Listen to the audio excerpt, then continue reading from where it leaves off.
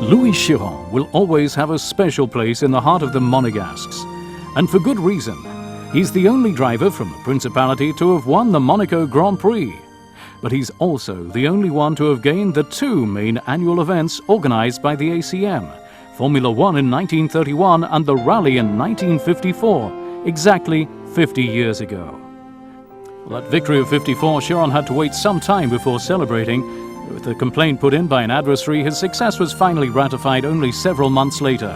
A detail when it comes to the exploit carried off by the great Monegasque driver at the wheel of his Lancia Aurelia B20, just like this one.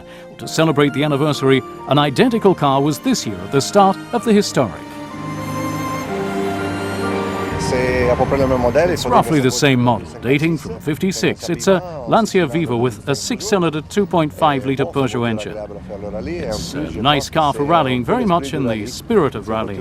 It's a standard model, we've done nothing to it. The only thing that's been replaced is the trip meter, which is now in miles. We had to replace it at Vals-les-Bains. Why is it a right-hand drive?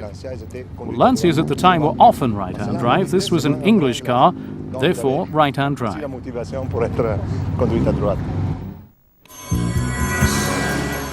The drivers have crossed the Hautes-Alpes, Alpes de Haute-Provence and then the Alpes-Maritimes to finally arrive in Monaco. For the majority, the contract is completed. But there's one who, more than the others, is delighted to be here. It's Chin.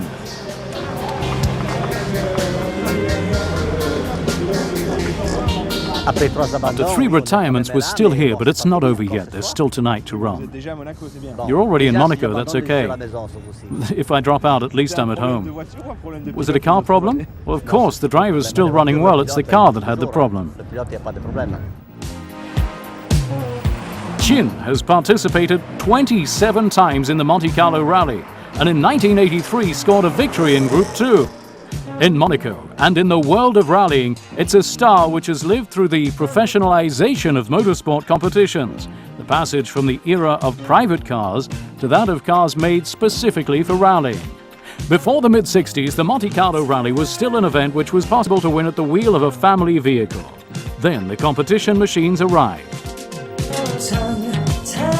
I think at that moment cars became more reliable. The exploit was not to get from point A to point B, with all the difficulties. You had to determine between the cars which ones perform better. That's when the race began between the factories, who very quickly used the success they had in world-class events to assure economic return when selling their cars, and the reputation of their brand.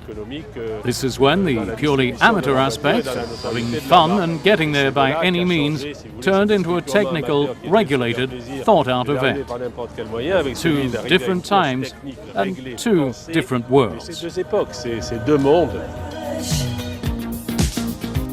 It's to bring the glory days back to life when the Monte-Carlo Rally was still an adventure for amateurs that the ACM has organized the historic event for 7 years now. While the drivers are on the point of facing the Turini, in the halls of the Automobile Club the atmosphere is a little more solemn, with Crown Prince Albert of Monaco coming to show his support for the UN High Commission for Refugees by the handing over of a cheque for €20,000. This year the UNHCR was present on the historic rally, a fabulous vector of communication for the UNHCR, whose mission is to help refugees and try and find durable solutions of adaptation or to assist them in returning home. After the handing over of the cheque by Prince Albert to Mrs. Bador, the principal administrator of the UNHCR, it was time to head for the Parc Fermé for a short stroll among those beautiful competition cars. It's finally the Prince who gave the starting orders for the ultimate stage of the Monte-Carlo Historic, and the first to pass onto the podium is Jean Ragnotti on board his berlinette.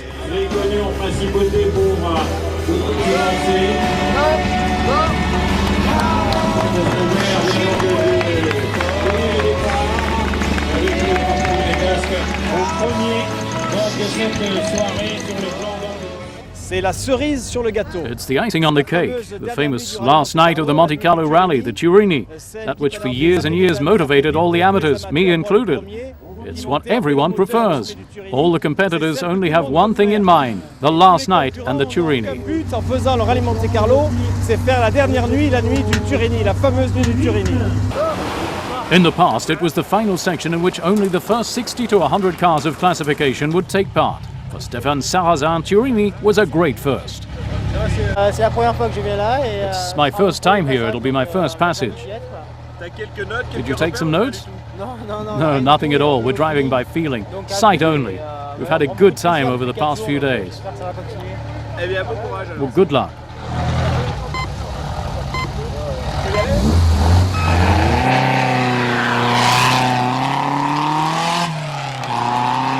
Of course, in the historical event, all the competitors are welcome in the hills of the Monégasque backcountry. For several hours, the beams of headlights cut through the darkness of this mild winter night.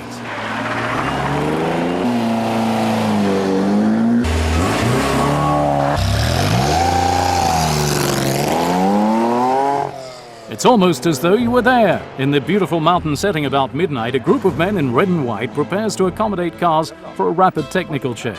The team plunges itself back into the past to follow the rally with vehicles from that time. Most astonishing is the Swiss importer of Alfa Romeo, who follows very closely. We decided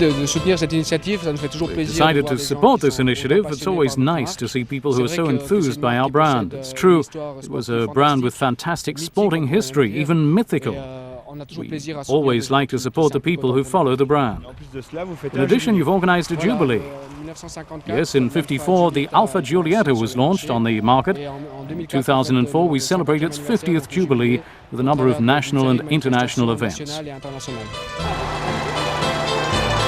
make their mark, the Swiss collector who engaged 3 cars did not hesitate to bring a Giulia station wagon and a small Romeo 2 truck, a vehicle undoubtedly unique in this state of restoration. At the time, the Romeo 2 was used as an ambulance in Italy.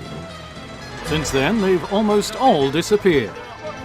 Quick swipe on the windscreen checking the oil level in the Giulietta and the pretty Zagato coupe driven by Olivier Gillet, victorious in Group N at Monte-Carlo 2 years ago, and they're off again, headed for the mythical Special of Turini.